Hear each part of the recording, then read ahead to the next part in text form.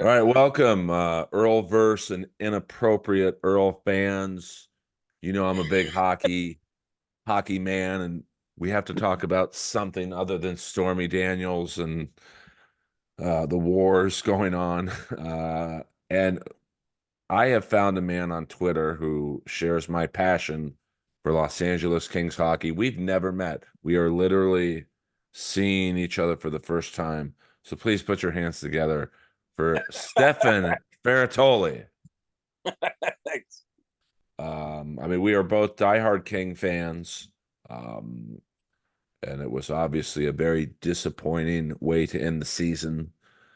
And maybe even more disappointing to hear all these exit meetings where it sounds like not much is going to change. So, what do you think the Kings need to do to basically build a roster to beat Edmonton? Well, I don't know. I mean, I've been a Kings fan since Jack Kent Cook was the owner. So to me, they floundered for so long that this is actually the best they've ever been as far as a franchise goes. So, I wasn't as disappointed as all these other fans because I did not expect this team to contend for the Stanley Cup this year. Not with goaltending being like it was. I mean, yeah, Talbot did good, but he got tired in the middle of the season. Then he got his win back. And, it was actually Riddick, who to me is the guy worth keeping now. But, I think that where people don't realize, and I'm not 100% sure, but I think Gabe Vilardi asked for a lot more than $3.5 million from the Kings. His family are Italian immigrants. He's had 20% escrow on his salary for the first 6 years. And he finally had a breakout year and he wanted to get paid. And to stay in the South Bay, it's going to be $4.5 million a year for a guy like that to get a home, to take care of his family and all that stuff. Where in Winnipeg, for the $3.5 million that he gets there, it becomes almost $5 million when he turns it into Canadian dollars. He can buy a luxury condo, buy his parents a home, and take care of his family right now this season, and not have to worry about that anymore. So I think Gabe Vilardi wanted more than at least $4 million. Like he wanted to get paid like Arvidsson and more, and the Kings couldn't afford it. I mean, they didn't have the space for him. So he was a variable cost. And not only was he asking for more money than they could afford, he was going to ask for more in a couple more years. And then they still had Byfield to satisfy. So what he did, Blake, in my opinion, is he turned Dursey, who was another variable cost, and he turned Vilardi into fixed costs by dumping Iafallo and throwing in a second and Kupari to pay for Iafallo's salary dump. And to me, and he still only could have 21 players on the roster. And I don't care what GMs do. I mean, they have so many restrictions on them with these flat caps that they're going to lose players. I mean, look at all the guys that Tampa Bay has in other cities now thriving. Like, look at Carter Verhaeghe. Yeah. And he was sitting on the scrap heap, the AHL scrap heap 5 years ago. And now he's one of the top five. He's probably the best 5-on-5 player in the NHL that people don't know about. So a lot of teams have lost assets. I mean, look at Minnesota couldn't keep Fiala because they had not only the flat cap, but then they had to unload those two contracts. One was Parisi, the other one was, I can't remember the other guy. Who was the other guy? Suter, yeah. Suter. So they've got like $15 million in dead cap space in addition to having flat caps. So honestly, the owners, I mean, I understand that they want to get paid back for the pandemic and all that lost revenue, but they self-imposed this restriction on their own GM so that they can't protect assets. So if you ask me what I think the Kings should do right now, it's buy out Drew Doughty. I know that's sacrilegious to Kings fans, but you'd save $7.3 million in salary cap hits. He would get 3.67 million for the next 6 years. He can go wherever he wants for $1.5 million and get over 5 million paid and play for a team that's a contender if he wants. But I'm hearing all these fans complain about blocking assets and blocking young players from playing. Nobody's blocking anybody more than Brant Clark being blocked by Drew Doughty. And Doughty plays 26 minutes a game. So even if you put him on the roster, what are you going to do with the other 34 minutes? So I'd rather keep a solid defender like Matt Roy in that top four and move Brant Clark into the top pair. And so that'd be the first thing I do, because with the 7.3 million they're saving on Doughty, they can at least extend Byfield. And I don't know if they have to spend the whole amount on Byfield, but if they do, then do it. But get him longer than just a couple of years. For 7 million, you want to get him wrap him up for 5 years. But I think next year I'm seeing that they're projecting 6.2 billion in revenue for the NHL, which means that 3.1 billion goes to the players. And divide that by 32 teams, it's like $96, $97 million salary cap next year. So next year, I expect a frenzy of free agents changing teams next year. Because, these guys have been taking 20% escrows. Not this year, but prior to this year, they were taking 20% escrows for 3 years. They're hungry, especially the guys that were playing for the NHL minimum. And Velarde was one of them. He was making the minimum and he was getting 20% cut. And then he got sent to the AHL and he didn't have a bonus that year. So he was making his 70,000 while he was in the AHL. So I'm sure he was financially strapped by that. So I don't blame him for asking for a lot of money that last year. And I think that's what was the poison pill for Blake this year. Well, I'm in a very rare category of King fan where I actually like PL Dubois. And I think I know. I like him too. I'll be honest with you, Earl. I agree. I like him. I have not made a judgment. I remember when I was 16 years old, the Dodgers traded a bunch of players to the Atlanta Braves for one guy named Dusty Baker, and he was a bust that first year. And everybody was calling him names. They were calling him the toy asshole because the toy cannon got traded for him, so they called him the toy asshole. And then he became one of the greatest Dodgers of all time. So I'm willing to give Dubois some slack on this first year, and I hope they do promote him. He should be the 1C. Bring Kopitar down to 3C. Let Kopitar work with these young kids, like Fagimo or Akil Thomas. Put one of those guys on his wing. Put one of the other guys on.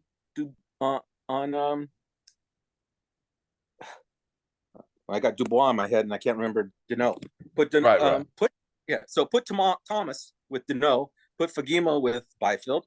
Put Fiala with Dubois, and put Moore with Deneau. So instead of having Arvidsson there, I think Akil Thomas would be a good replacement for Arvidsson. Probably not as good, but I like his upside. I think he's very versatile too. So the only question is his health, right? Because he's had 3 shoulder surgeries. Right. So, but I think the AHL is a lot more brutal than the NHL for that stuff. So I don't know. I think, I definitely have concerns about Dubois. Like no one really saw this but me, but I studied this guy because I'm a fan. And so I said, okay, but I'm also a fair fan.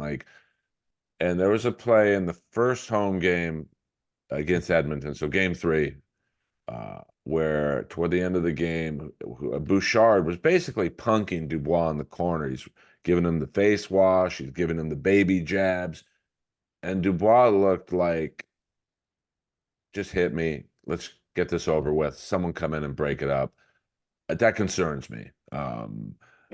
It just, and I went to a few home games this year. I went to the Seattle game where he had the 3 assists on Moore's goals. And that game is like, this is the Dubois we're paying for. Like, he was hungry on Moore's 3rd goal, which was the breakaway goal late in the game. Dubois made the play by diving for the puck because he knew if he could chip it to Moore, he'd probably get him the third goal on a breakaway.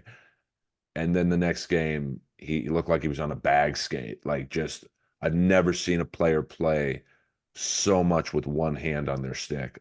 And I've watched a lot of hockey. So, and what concerns me with him is, in Columbus, he had a problem with Tortorella. I should say Tortorella had a problem with him. And he gets a pass because, well, Tortorella's kind of a dick with younger players. And then he goes to Winnipeg. And it's not like Rick Bowness is known for being chummy with players. So, all right, maybe it was Bowness. But then, you come to LA, you have a disconnect with McClellan, who, he's not known to be a player's coach, but players do seem to like him. And then you fire him and you bring in Hillier. And now he's got a problem with Hiller. So, at some point it is on Dubois. Like, this is now 4 coaches you've basically had a clash with. But what bothers me is that we weren't going to beat Edmonton with Velarde and Iafallo either. Like, I think Dubois gets too much of the blame, is my point of that diatribe. What say you? Yeah. I mean, I still remember what he did to Tampa Bay 5 years ago. And I mean, that was shocking to me. And he was like 19 at the time. So I don't know.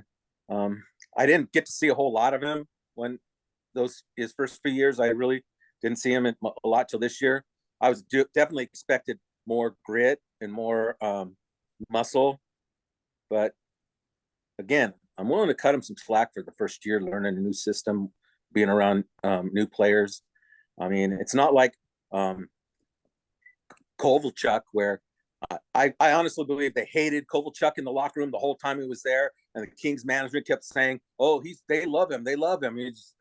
I thought that was bullshit, but I do think that Dubois fit into the locker room, but yeah, he needs to put up more, but also the system needs to adapt to him as well. I agree with Blake on that. So I was never in favor of hiring McClellan in the first place. The guy I wanted, nobody's probably even heard of, but I actually wanted an AHL coach named Ben Grew from the Syracuse Crunch, right, because I saw what he did for Tampa Bay's prospects that were going into the system in the late 10s, in 17, 18, 19. I mean, he was sending them NHL ready guys.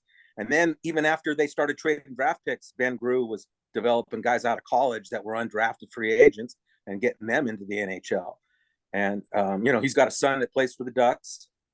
And I thought he would be perfect for the Kings, just like Cronin, I think, is really good for the Ducks and younger players. But they went with McClellan, and then it seemed like they went bargain shopping for guys that teams couldn't protect in the expansion draft, and free agents that teams couldn't afford. And I thought those were good moves, but you got to have money, and the whole league is tight now. So if guys want to go free agent, I'm sure there's plenty of losing teams that are willing to sign Arvidsson and Matt Roy, but they're not going to find that kind of money on contenders.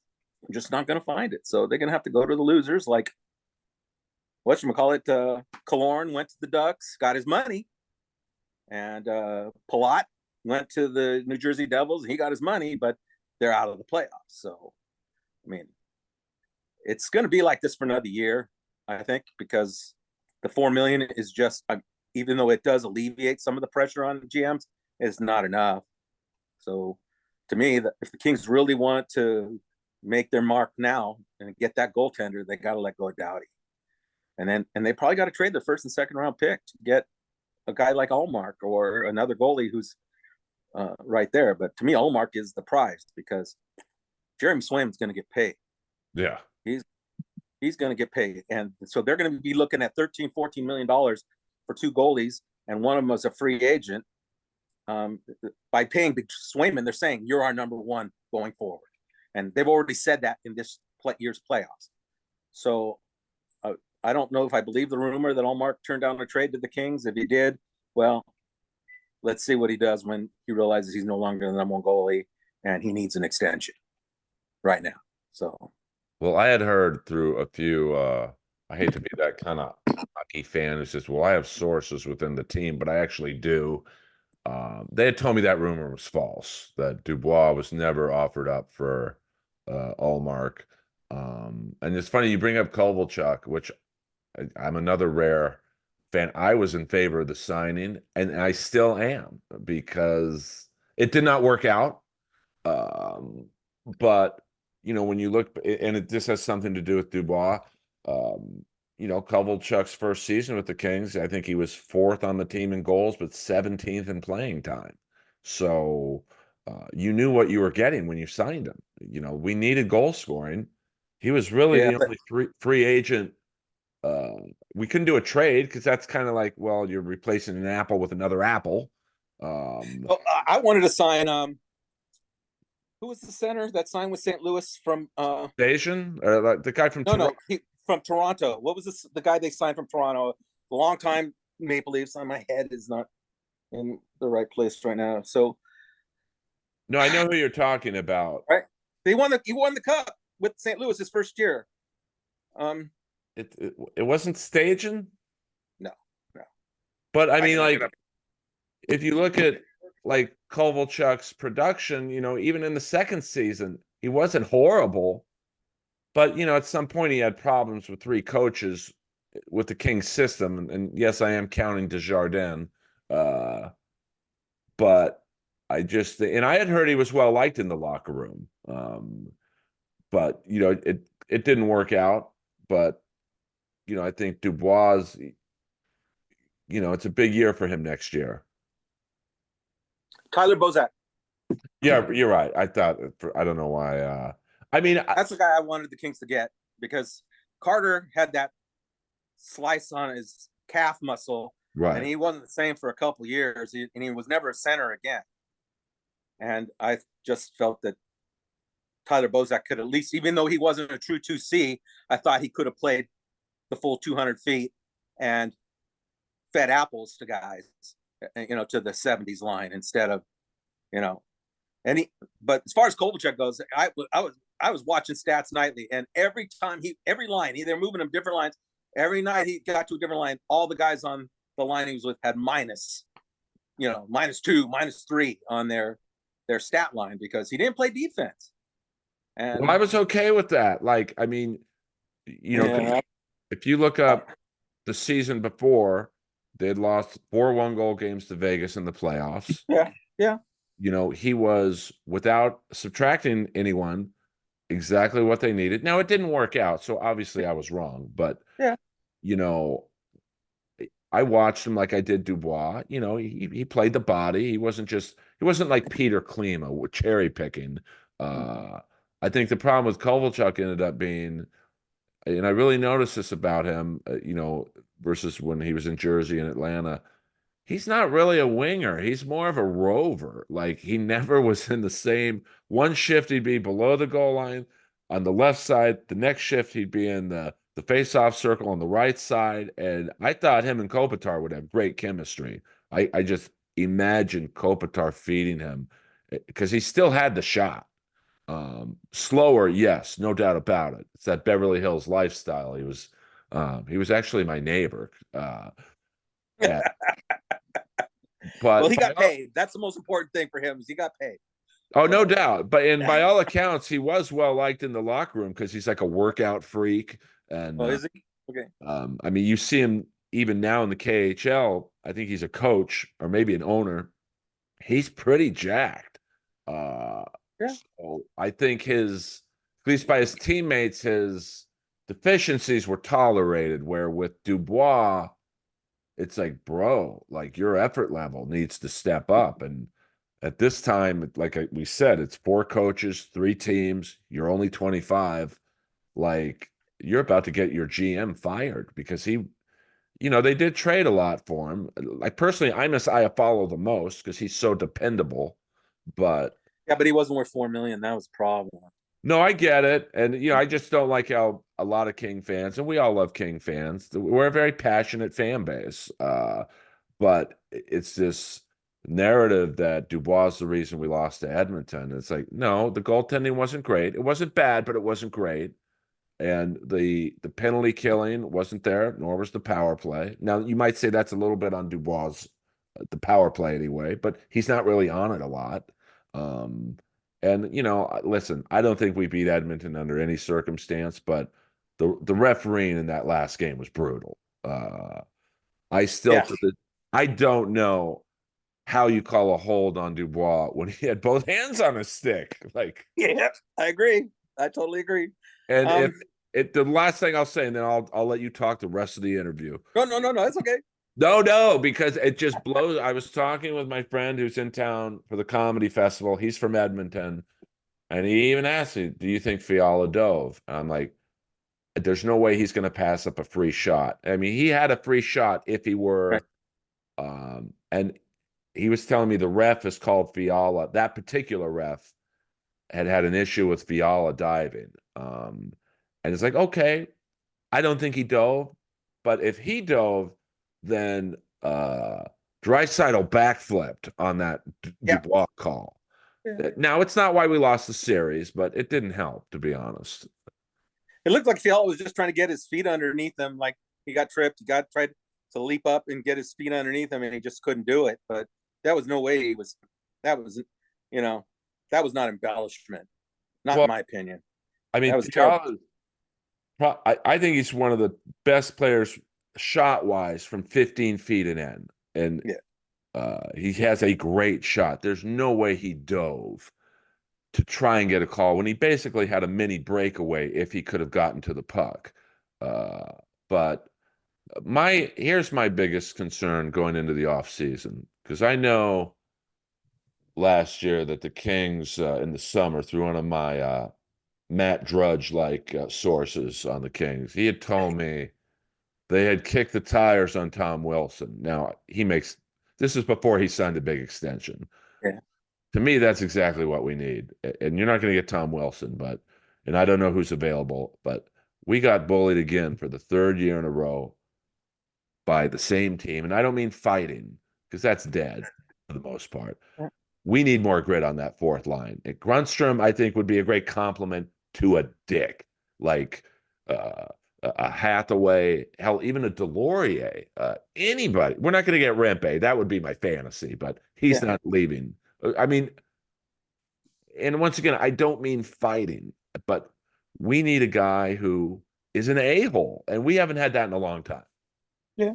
No, I agree. I mean, I don't see um, any of the guys down in Ontario, California, the Ontario Reign, coming in and being fourth liners. I mean, there's no way I'm putting Fagimo or Turcotte. I mean, Turcotte might be able to center the fourth line, but I'd rather put those guys in the top nine and then spend, if you have any discretionary dollars, go out and get fourth line grinders that are specialists on the PK as well. So that can, that are physical on the boards. But yeah, it's Blake has his work cut out for him, and he's still not going to make everybody happy next year, because again, he's only got so much money to work with, and if he doesn't buy out Doughty, it's going to be the same again, in my opinion. I mean, like I know he wasn't the answer, but I almost said Jocelyn Lemieux. That I'm dating myself with that reference. Uh, but I loved that fourth line 2 years ago with, I think it was Lizotte, Kaliev, or Grunstrom, depending on which one, and Lemieux. I mean, Lemieux was a guy, like, I know he wasn't well liked by the team from what I have understood, but he was that guy who would like bump into McDavid and like start scrums. And we need a guy, I think, on the fourth line who plays sometimes over the line. Because Yeah, but he was fragile for that role. I mean, he was injured a lot last year. So, I mean, yeah, I agree, but he couldn't stay healthy. That because he's just not built, in my opinion, for that role. 82 games, So Yeah, I mean, I don't know. I should have researched. This was a very last minute Yeah. podcast. But I've always wanted to talk to you because you're opinionated, and uh, I just think that even with goaltending, we're gonna have to dumpster dive again. To be honest with you, like I could see us. I'm not trying to start a rumor. I saw a guy wearing a Spencer Knight shirt last night at the Panthers game. I'm like, that'd be an interesting guy to take a flyer on. Not at your number one, but like a reclamation project. I mean, the Russian kid who's probably not going to go anywhere in Nashville because he was a pretty high Askarov, I think.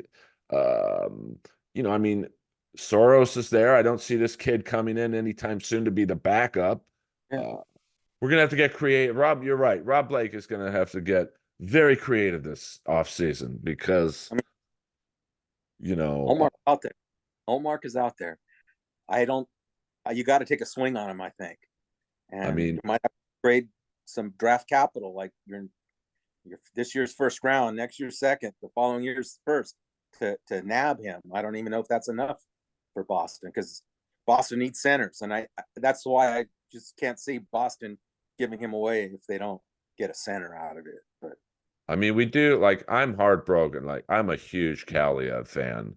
Uh and I do think he's been, we talk about Dubois maybe not being set up for success in terms of line mates. I mean, I don't know, playing him on the fourth line was just like nothing against Lazat and Trevor Lewis, but like, come on, that it's not going to yeah, showcase. And like Kaliev to me is he's going to thrive somewhere. I know it. I know you've caused a lot of heat on Twitter with some of your opinions. I got almost kicked off of Twitter for comparing Kaliev. I'm almost scared to say this because I know King fans are going to listen to this. I see some similarities of Kaliev to when Brett Hull was in Calgary. And I don't think Kaliev's going to be a 700 goal Hall of Fame player, but some of the same critiques of his skating and effort and fitness level, you hear that about Kaliev. That's why he went to the second round was, his effort level's not the best. I so just, from what I remember, it was his maturity level. There was some really tough criticisms on him where some of the scouts under their breath were saying had the mentality of a 14-year-old, right? So I'm thinking about the movie Slapshot with the guys playing with their racing cars on the bed. I, That's what I thought of Kaliev. So because his interviews did not go well in that combine, but there's no doubt he's got the shot, and he oh, actually can pass too. So again, defensively, I don't know if he's there yet. I don't know. well, I studied him too. I always seem to study the players I like who everyone hates. And his effort level, there were some plays where he would do the famous, I call it the Sandstrom swipe. The one hand, he'd try and like either do a one hand slash or poke to get the puck, and if he didn't get it, he kind of gave up. Like he got discouraged, and I think for him it's more mental because I remember his first year in the league. This is a guy who scored 50 goals, I think 2 years in a row. Yeah, in the OHL, yeah. Yeah, and someone set him up for the Ovechkin shot in the circle, and I think he was playing against Darcy Kemper, and Kemper didn't even move and made a routine save. Like it was virtually no effort on Kemper's part, and you could tell Kaliev had never experienced that before. Like a year ago, that puck would have gone by a goalie with acne. Um, and I think it's he's experiencing like, oh, it's not just having a heavy shot that's gonna, I've got to do more. I think he's struggling with, he's never not scored goals in bunches, but you're playing against the best goal, even the backup goaltenders are good in this league. Yeah. So I have a feeling he's gone, probably putting a package for a goalie. I mean, someone on Twitter today, might have been you, maybe mentioned you've got Spence, Kaliev, and Picks as some kind of a trade capital. I wouldn't trade Spence. No way. Like I said, Well, no, I I don't want to doubt he can trade fly. him, but I think I'm also in the minority. Yeah, everyone was like, call up Clark. We need Clark's offensive skills against Edmonton, but I think Clark, at least right now, would have been torched by McDavid. Like, uh, I don't know if he's defensively ready for the NHL. Now, maybe next year he will be, but I don't think calling up Clark would have helped us this year in the Yeah, I playoffs. mean, again, if everybody's complaining, there's a lot of people complaining about blocking prospects, but I mean, if you're talking about who's your tough prospect, it's Clark. All right. So are you going to let Doughty continue to play 26 minutes? Are you going to squeeze Clark into the top four? And I don't feel like he's top four. I'm okay putting him in that top spot if he's going to be a playmaker, the number one playmaker. And I think that's where he needs to be. And you're going to have to let him grow and make mistakes and learn from his mistakes. But if they keep Doughty, then they barely have enough cap space to re-sign the guys that they have, and it's going to be tight again. And we're not going to be able to carry 23 players, maybe 22. But you know, if you're going to use LTIR as your fallback plan again next year, then prepare to be disappointed because you can't make trades at the trade deadline because everybody's on LTIR. And that's what happened. So you didn't know when Arvidsson was going to come back. And you knew if you'd have put Fagemo and Thomas and those guys in and they stay more than 10 games, now you got to put them through waivers again when Arvidsson comes back. So what do you want? You want asset management? Because everybody's complaining about asset management. That would have been the worst asset management. Right. So, it's not all the GM's fault. It's, the Kings decided to become a tear down, a rebuild through the draft team. And 2 years into that plan, a global pandemic hits where those guys can barely get 20 games on the ice. They're in quarantines. They can't have no social life. They're supposedly living their dream. And there's psychological issues as well behind all of that. And I'm not trying to make excuses for the Kings, but it did not.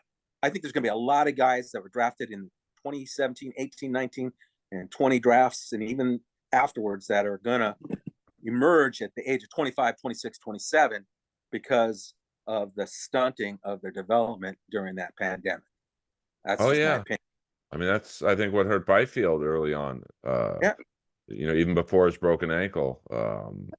He just although I thought, him playing in Ontario when he probably shouldn't have been, I thought that might benefit him because he's going to be playing against men. Mm-hmm. But I don't know he was The OHL was shut down, so he had no other options, right? I mean, the I OHL shut thought down. that was like in a weird way oddly beneficial for him because he's gonna okay, you're not gonna learn much in the OHL. Like you peaked and like I don't think you're gonna learn anything new. You're gonna dominate and then you're gonna be thrown to the wolves. So I didn't think playing in the AHL was the worst thing for him.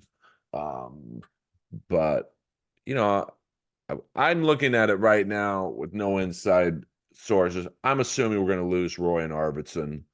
Uh, which would open up the door, I'm assuming, for at least Fagemo uh, and Thomas and Yeah. Clark. I'm an England fan, but if we take him out of listen, is he the greatest player in the world? No, but like But he's who he else is might going to hit be. people 200 times in a season? Yeah, no, I mean, I don't, you can't have every player be a goal scorer or superstar. He fills a void of the perfect sixth, seventh defenseman. Um, he is a guy who I think he's the only guy in the Kings right now who, when he steps over the boards, you're like, number five's out there, heads up. And he's pretty clean. Um, we haven't had a guy like him probably since McNabb. Um, Yeah. you know, like I know we didn't have room to get him, but I thought he would have been perfect for what the Kings needed was Gudis. Like that was the guy I really wanted because I'd be all He right got with. paid, though. He Yeah, got no, I paid. mean, I don't think you could afford to pay him 4 million, but I mean the Kings couldn't. But that's the guy who I thought before he signed with Anaheim, you pair him with Clark, and Clark's good to do whatever he wants because no one's going to mess with that kid. with number 7, basically as his security enforcer. Yeah, I, Uh, I, 'Cause I imagine you're going to see England in the AHL next year, because now that he's on the second year of his contract, I don't know if the Kings plan on keeping him long term, but I think this year they kept him up there because you know they were afraid somebody was going to claim him. I mean, So we would have been. I mean, with Grunstrom especially being hurt, I mean, I think you had to keep England. Like we got because I don't want Kempe in the scrums. Like, and he's more than capable of handling himself, but he's your best player, our right, best goal scorer anyway.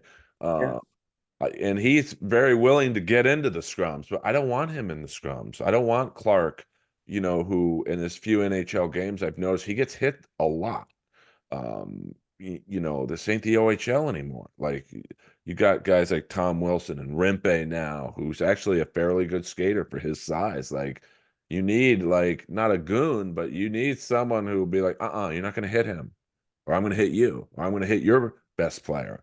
Uh, so I well, the really mayor is touting Andre Lee and Sam Hellenius.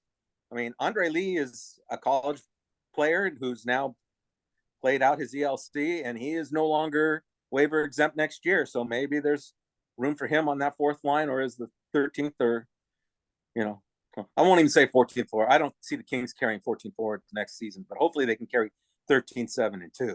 So I mean, hopefully, yeah, I mean, Lee, I watched the games. Did you watch the Ontario game Sunday? yeah, yeah. I got the AHL TV. Yeah, I mean, I've got Channel 9. Oh yeah, oh yeah. All right, yeah.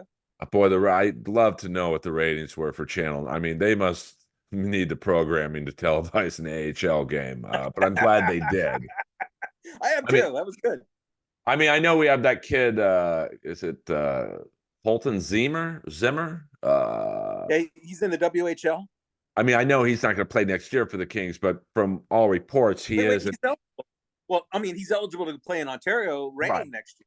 Yeah. But I mean, from all reports, he is the type of player I think we both agree. He's a Marchand type, and I'm not saying he's going to be as good as Marchand, but like he is a guy who starts the scrums and sticks up for his teammates. And I think I don't see Lee and Hellenius in that role. They're certainly big bodies, but I mean, we might as well call up David Steckel from retirement if we're gonna an old school reference. Hey, I'd want. so I mean, Zimmer is interesting. Is he going to join the reign, because his his season just came to an end yesterday?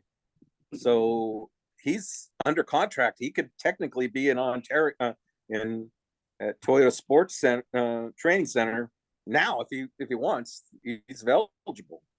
I mean, So by all accounts, his work ethic is great, and like he's more than willing to stir the pot, which I would love to see eventually someone like that on the fourth line, and not and I'm assuming we're going to lose Trevor Lewis too, but maybe not. He's a cheap option for the Kings, I guess.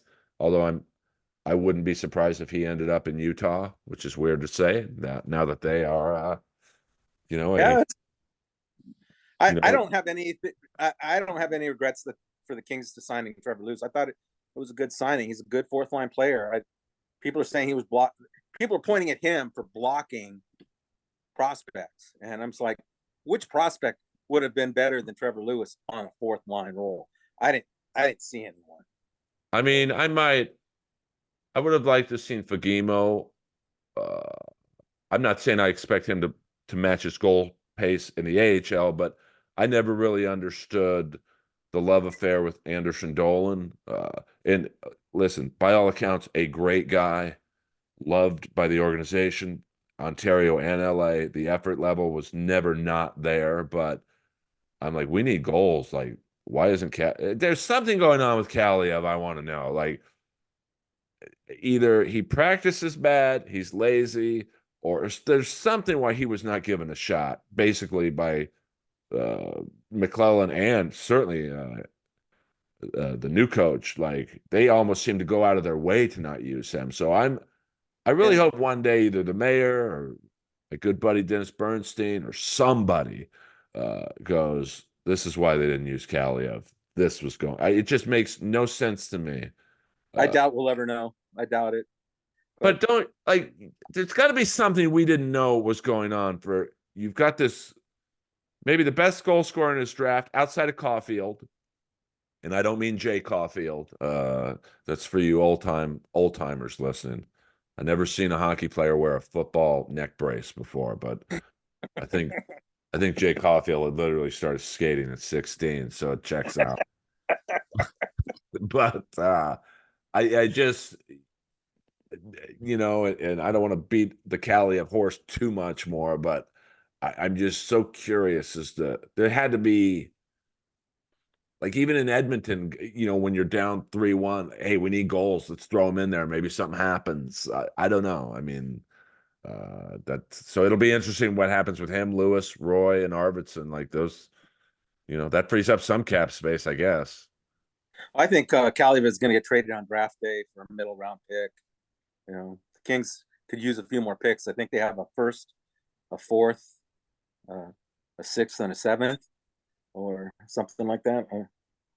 So they're probably looking for draft capital from Kaliev. I think that's all they can get. They can't take on salary. I mean, unless they get a guy that's near minimum and can play fourth line. But yeah, I think he's gone. I mean, I wouldn't mind throwing him to Philly for Delorier, but I can't imagine. I'm not trying to make up trades. I could see something like that, but I can't imagine Kaliev and Tortorella vibing. That ain't happening. Well, I think Fagemo is going to get the shot that Kaliev got this year, because if his shot, I mean, he's got a world-class shot too, and it's right-handed instead of left-handed, so it gives the Kings a little more flexibility there, because they certainly could have used another right-hander in the lineup, and now they're going to get two with Akil Thomas and with Fagemo. So I mean, they could actually balance out their lines really nicely. I think both of those guys can play middle six, right wing or left wing, whatever. But it's time for those two guys to get their shot, and also for Turcotte to get a shot. And I don't know if they're going to try to put him at the wing in the middle six, or if they're going to, because I would give him that shot too. But I think he can actually play the 4C. But yeah, he's going to need some protectors on that line, right? He's going to need a guy that's going to watch his back. And I don't know that they have that. And Andre Lee, I don't think is the answer this year. No, I think Hellenius and Lee, I think, have some potential, but maybe they're a year or two out. So I don't know. I mean, I love Turcotte. It's just the poor guy, like just he's like Velarde, or for you older fans listening, I mean, of course, my favorite player of all time was Barry Beck. And it's just now Beck was a mountain of a man, just couldn't stay healthy, like a workout freak. But he had bad knees since juniors, and then of course the Flatley hit, shoulders finished him.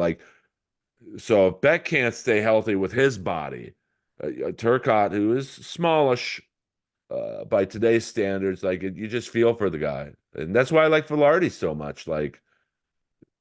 He was my favorite player. Velarde was my favorite. Oh, I mean, that's, like the guy tried for 5 years to get his situation right. And, so I had no problem with Velarde's effort. He didn't seem that unhappy to leave LA. I know he took a shot at us fans. I actually agree with everything he said. I don't have a problem with anything he said. It was kind of refreshing to let him speak, and Winnipeg definitely let him do that. So, I mean, that was a sanctioned press conference with the Winnipeg Jets logo in the background. So, no, I mean, I don't know. I understand what he's saying. I mean, I've been to Winnipeg before, doing comedy, and like that. I've never been in a city where that whole city is Winnipeg Jets. Like, you go into any bar, the bartender's wearing a Jets jersey. When I got to my hotel room to play the comedy club, they had a game used Skakel Winnipeg Jets jersey made up for me, or game ready, I should say. I never played for the Jets. But so I could understand why you would. I mean, now granted, you got to live in Winnipeg, which is like when I was there, it was -21. That's why I love Iafalo's like a big surfer, and like dude, he must have picked But he up a grew up new in hobby. Buffalo, right? He grew up in Buffalo, so Iafalo is adaptable. He's just an outdoor guy, and so I can't snow ski or I can't snowboard. I'll just to get a surfboard. But from what I understand, he's enjoying the outdoor life up there in Canada.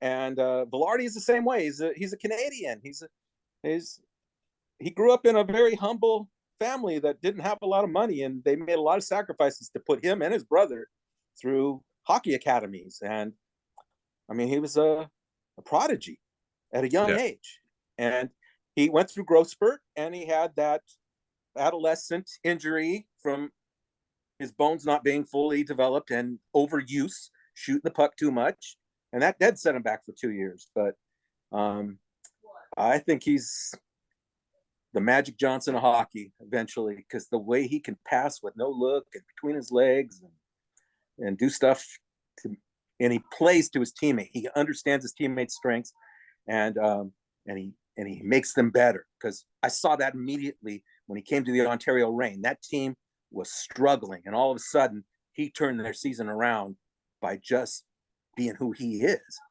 and not even being part of the system. Stuther said, "Hey, just go do your thing," and he did, and he was great. And everybody was really, the Ontario Reign fans were so disappointed when he got promoted to the Kings, because they thought their playoffs hopes were dashed by that. And then we had the pandemic, so yeah. oh no, I mean he definitely, that's the only thing I think that hurts Dubois is when you look at Velarde's effort level, Yeah. and then you go, okay, even fans who, all right, we're okay trading Velarde, but Jesus, bro, you gotta try a little harder, number 80. But we got him now for the next 7 years. So here's to year two, get your act together, PLD. Um, and Yeah, it's crazy to try to talk about a buyout of a guy who has 59 million and 7 years left on his contract, and 12 million of it is in signing bonuses, which is buyout protected. So I mean, I'm shaking my head at all the people that want to fire Blake and buy out Dubois. It's crazy right now. I mean, It I is. understand the frustration, like, but I think you and I, and there are a lot of reasonable fans out there, but like, uh, I think that you don't really understand that this isn't fantasy hockey here. Like, there's Yeah. ramifications. Or, oh, let's just get rid of Dubois. He didn't play good. Well, it's a little financially irresponsible to do that. And his pattern, I'll give him this, is in year two, he dramatically improves on every team he's been on. In Columbus, there's a huge jump, Winnipeg. And so, I mean, he is very important to this team's future, whether you like him or not. He's here. He ain't going anywhere. And And think about it. When the salary cap hits 100 million, 105 million, 110 million in 3, 4, 5 years, that 8.5 million is going to be so cheap. And yeah, they got it on a fixed cost for 8 years. So yeah, if he can live up to his potential, that's going to be a great contract. Same with Fiala. And when Doughty is retired and Kopitar's gone, I mean, that's 18 million in cap space that they're going to have to sign a star free agent if they have to. So I don't know. You got to, when you're dealing with what the salary caps are and stuff, you got to like think the next domino, the next season and thereafter. So I was real fortunate that 20 some years ago, I don't know if you know who Larry Kuhn is, the NBA salary cap FAQ expert, Larry Kuhn. yeah, yeah. So I knew him, before he got assimilated into the press. He was just one of us guys on chat rooms. And when he was writing that FAQ, I was one of the guys that had proofreading it and stuff like that. And I learned so much about salary caps in the late 90s from him that I was able to like translate it to the NHL some ways. And I think, now the NBA is just blowing it all apart when the two guys can eat up 90% of your cap. Right. But, you got to think about guys that are going to become free agents or RFAs and how much they're going to ask for. And I think that that's what Blake did last year with Velarde. He decided to move him, fixed cost. Dubois, Dursey was no longer a variable cost, and he got an asset that he can control for the next 8 years, and he's still going to be able to get Byfield, keep Byfield in the fold. So that's what I think happened. So My only criticism of the Dubois trade, and like I said, I'm a fan, and I don't think people realize how important he is to the future of this team. He's here. He's not going yeah, anywhere. So, I agree, 100%. but I liken Dubois to the girlfriend who always cheats on you, or it could be a boyfriend if you're a female. I really think this is the perfect analogy for him. It's like I used to date a dancer, and I don't mean ballroom, if you know what I'm saying. And all her friends were like, Earl, she's going to cheat on you. It's just who she is. I'm like, she's not going to cheat on me. I'm Earl. I'm a great guy. And of course, she ended up cheating on me. And I think Dubois is like the girlfriend who, the Kings were the new boyfriend who said, we're going to be the first team. He's not played defense in juniors, Columbus, Winnipeg. He's going to do it for us because we're the best opportunity for him to win a Stanley Cup right now. It ain't Montreal. They're not going to win a cup anytime soon. He's not going to cheat on us.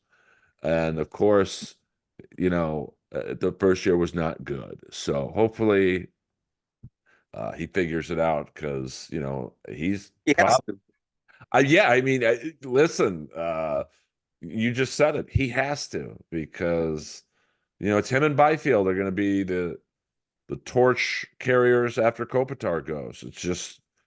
So is Fiala. Fiala's going to be there. I mean, they got a lot of guys locked in for long term. So, this is the core going forward. Like I said, I'm down on Doughty. I still remember his tantrum against Chicago 7 years ago in that penalty box where Kings had a lead in the third period, and then he got a double minor, and boom, next thing you know, we're losing that game and we're out of the playoffs. So, and then he's criticizing Velarde 5 years later for whining about time on ice. I mean, where does he have the room to talk? So I'm ready. I'm done with Doughty. I really am. Yeah, I mean, I would say, listen, if you have to pick between Kopitar and Doughty in terms of who to, at some point cut the cord, my pick would be Doughty. And, listen, he was a great player in the Cup years, but, at some point, this is a brutal business. It's very much like stand-up comedy. Like at some point, you gotta He's I still get. good. Oh yeah, but I mean, but He's like I not get. worth 11 million. He's not worth 11 Yeah, million. Look and what they did to OEL, Oliver Ekman Larson. They finally they paid him off, and he went to Florida for what, $1 million, and now he's playing on a contender again. So I think Doughty needs that same kind of wake up call. yeah, I mean, it just, I think what leaves a sour taste in a lot of people's mouths is how they got rid of Quick. Not that they, they listen. He wasn't playing well here. A change was needed, but I don't like how they did it over the phone. Like, it should have been done face to face. If you believe his side of the story, he was told he was staying. Now, who knows? But so I hope if they do something with Doughty, it's done with a little bit more. Hey, where do you want to go? Let's keep this quiet. We'll try our best. Don't go public with it because then then we're, pardon my language, fucked because everyone knows. So, Blake is he gonna earn his money this year or this summer. So Well, the thing about Quick was he had a $5.8 million cap hit, but his actual salary was like 2.5 million. So it was looked really good for Columbus because they didn't have to eat the whole salary. They only had to pay him 500,000 and give the Kings that much cap relief for a short period of time so they could fit a goalie and a defenseman in there. And that was a salary cap gymnastic move. right. And they had no choice if they wanted to, and they did. They made the playoffs. I don't know. The goaltending was terrible last year, and so that helped the team. They improved after that trade.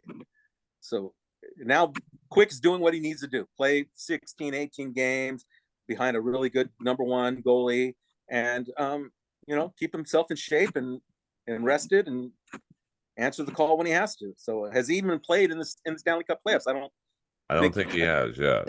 think he's just there as an as an emergency.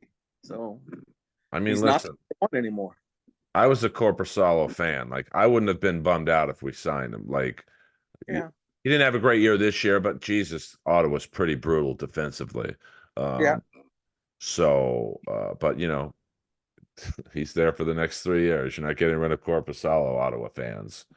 I was hoping they would get Stolars, to be honest. Anthony Stolars to me was the sleeper guy out there, and he's done pretty darn good for Florida this year, backing up Bobrovsky. So yeah, I mean, there's some options out there. Like, you're gonna have to, look at, obviously a guy like Allmark, or you're gonna have to take a flyer on, someone like a reclamation project like Knight. I don't know what his long term, I know he's in the he's in program. the AHL. But that's a guy who probably with Bobrovsky and Stolarz there, I don't think Portillo's the answer right now. He's certainly playing great, but I don't know if I'd feel comfortable with him as the number one. But I mean, and if Roy and Arvidsson go, Blake's got some decisions there. Do we bring in someone, or is it Thomas and Fagimo's time? Or I think the draft day is going to be very interesting for the Kings. I think, like you said, Yeah. there's going to be a lot of, I think, big trades and free agent signings this summer because of the cap going up and just teams needing different things. And Stefan, It's still going to be tight. The $4 million is not enough for the lower teams, the teams that didn't make the playoffs that are under the cap. Yeah, they're going to be able to offer guys good money, but for the teams in the playoffs right now who are all on LTIR, can't carry 23 guys, they still have gymnastics, another season of gymnastics to do to keep a good roster out there. So the flat cap has pushed everybody towards the mushy middle. It just has. That's what it's designed to do. The salary cap is designed to do that. A flat cap makes it even more that way. So, I think Utah is going to be a team to look out for. They got a lot of good young players and some cap room because they don't really have like a crazy salary on the roster. So they are, that's why the Kings got to not just keep up with the Edmontons, and Vegas is going to do some wacky maneuvering. I know they burn a lot of bridges with fans and probably other teams execs, but they're doing what every other team could do. They just seem to find a way to do it better. The Mark Stone medical miracles always happen right before the first round. But Stefan, this was very fun. I would love to do this again, maybe before or after the draft. Do you have anything you'd like to plug? Like, where can people find you online? I'm on Twitter, Stephen Ferraccioli on Twitter. You can usually see me posting behind the mayor or other guys that haven't blocked me by now. But if you have an opinion about the Kings, I'll probably find it and I'll probably hit like or I'll probably comment. So yeah, no, Stefan's one of the more knowledgeable King fans, and there's a lot of good King fans on Twitter. I mean, of course, the mayor, John Hoven, Dennis Bernstein. I'm forgetting the other guys, the Jari the Hutt, something. Don't forget Trapper. Yes, Trapper, who I was one of my longtime ball hockey enemies, but we joined forces toward the end of our illustrious ball hockey careers. So there's a lot of good King conversation. And if you go on letsgokings.com, I have no affiliation with that site, but it is a large gathering place for Los Angeles Kings talk. And Stefan will be, as the Rat song would say, we will be back for more. Thank you very much for doing this. And we'll talk to you on the Twitterverse. Thanks, Earl.